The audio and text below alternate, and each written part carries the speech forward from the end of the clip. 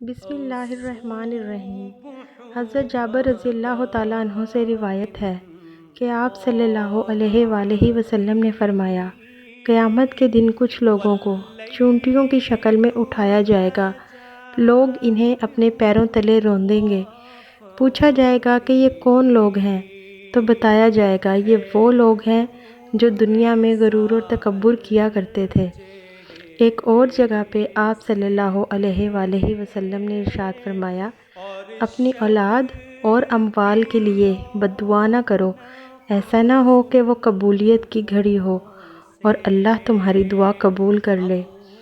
اپنے دل میں اللہ کا خوف رکھو، تم جہاں بھی رہو اس سے توبہ کرتے رہو اور ہر گناہ کے بعد ایک نیکی کر لیا کرو، کیونکہ یہ نیکی اس گناہ کو مٹا دے گی۔